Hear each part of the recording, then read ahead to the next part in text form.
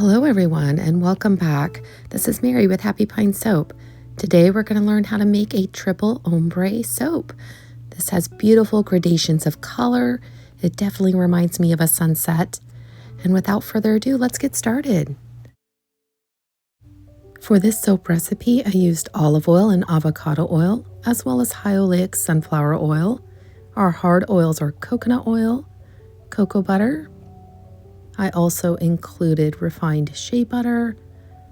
And this is a tip that I have learned along the way for my lard, is to put it in some warm water to help melt it. And last but not least, the last oil we are using is castor oil.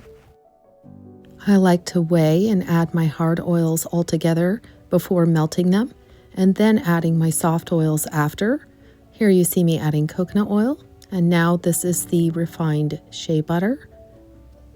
Each one gets carefully weighed and measured. Here is the cocoa butter wafers, and then the lard. And as you see, I've melted them, and I'm just stirring the warm oils together to try to get the cocoa butter to melt just a little bit more. Oftentimes the oils have to be about 140 to 150 to get all of these hard oils to melt properly. And now I'm adding my soft oils, which include the olive oil. It looks a little bit cloudy because it's extremely cold in my location right now, so it's had some temperature changes. Here's the avocado oil. And then last but not least, we'll be adding our high oleic sunflower oil and our castor oil.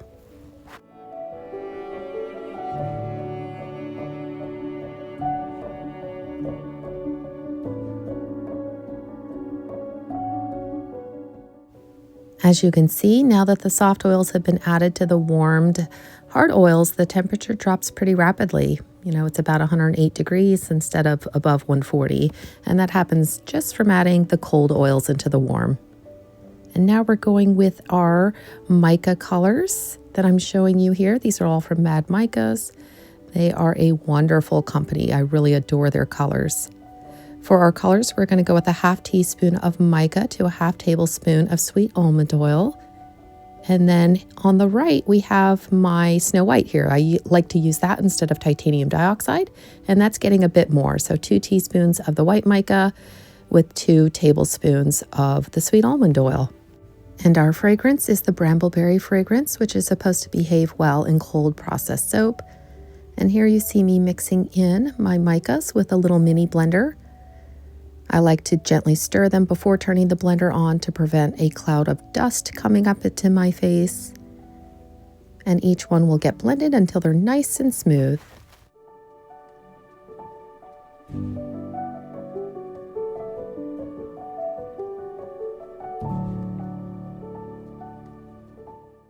We're ready to start soaping. Our warm oils are now down to about 95 degrees, and our lye solution is at room temperature, which is 70 degrees. I carefully pour my lye solution into the oils. I like to pour it over a spatula to reduce air bubbles.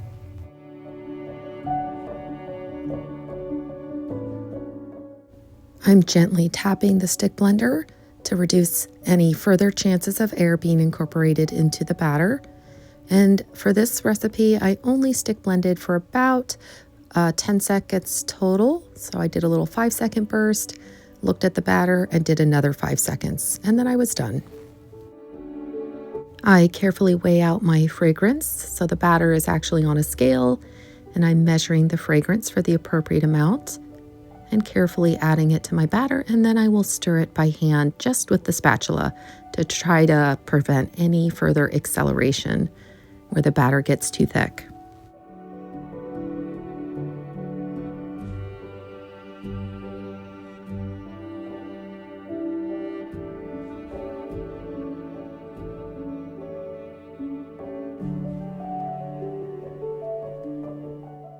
These 3 on the left will be our colors, and the one on the right is larger and contains our white batter. Each color gets 8 ounces of soap batter, and then the larger white batch will get 24 ounces of batter.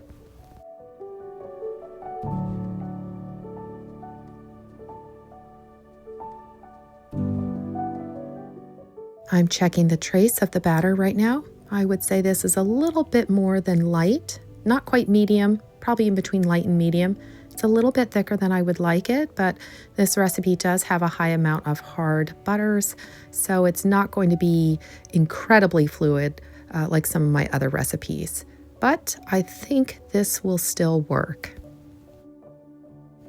To start your ombre, you're going to start with, in this case, the purple color. And as you see, I lay a little bit down of the purple color that has not been mixed with anything. And then what you'll see me start to do here is each pour will get a little bit of white. I'll stir it really well, and then I'll add the new color in, again over the deep purple. And I'll continue doing this until the purple color is completely runs out, basically. And then I will go ahead and start the next color.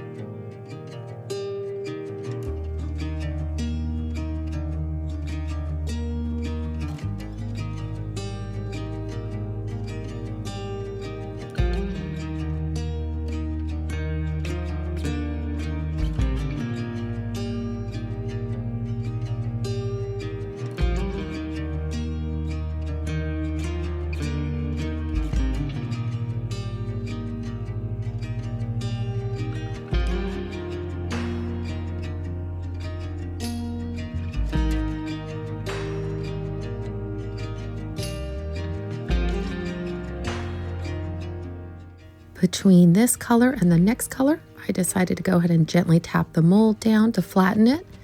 And you'll see me start to tap it down more frequently as the batter starts to fill towards the top. This now, of course, is the beautiful pink color, and we're doing the exact same process for the pink color. The batter is getting a little thicker than I really wanted it to be, but overall, I was still able to get that beautiful kind of gradation of color that ombre designs have.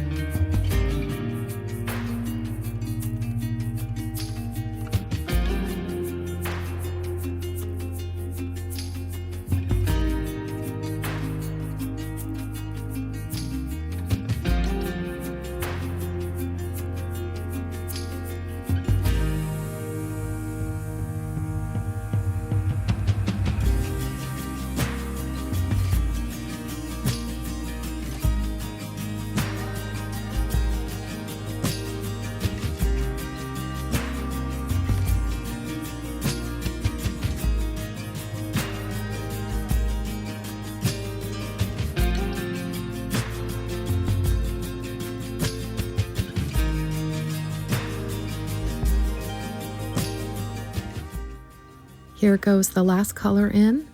I was getting pretty full to the top of the mold here, so I ended up using this last color to make a soap top, kind of an elevated soap top, which you'll see here in just a moment. And then I still had some batter left over, so what I ended up doing is putting the rest of it in some individual molds, just so that none of it went to waste. This is a 3-pound mold, by the way. I forgot to mention that.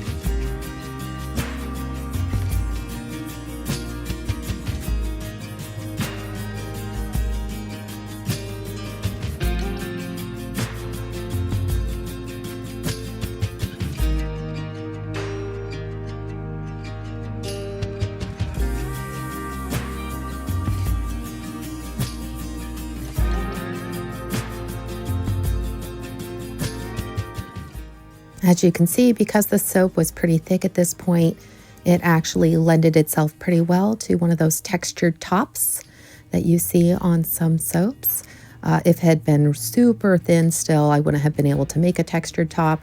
So I went ahead and mounted it towards the center and tried to basically texture it in a way that looked presentable.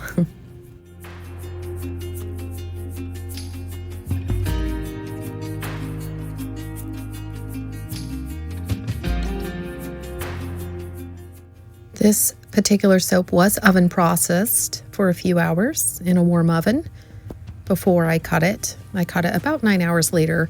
I noticed I did get a partial gel. So basically you see a little bit of a ring on the inside of the soap. That just means that the soap didn't quite heat up evenly and consistently all the way through. It's only cosmetic in terms of, the soap is still absolutely fine to use. And then I did a little bit of research, and apparently when you have very steep water discounts, which I did a 50% lye solution, which is the highest you can go. Apparently that can cause the higher tendency to partial gel. So I learned something new. This is the first time I've seen a partial gel. Now, it may fade in a few days. So I've read that sometimes this kind of partial gel appearance can actually fade over the next week or so. So I will have to check back in about a week to see if the partial gel resolves itself. Right now, the soap is sitting up in Flagstaff, so I'll have to go up next week and take a look at it. And here you see me beveling the edges with a simple vegetable peeler. I just like the look and appearance of a bar that's been beveled, and it feels nicer in the hands as well. Thank you so much for watching. If you found this video helpful, feel free to leave a like and subscribe if you haven't. I try to release soaping content regularly, and I appreciate all of you guys watching. Take care and have a great day.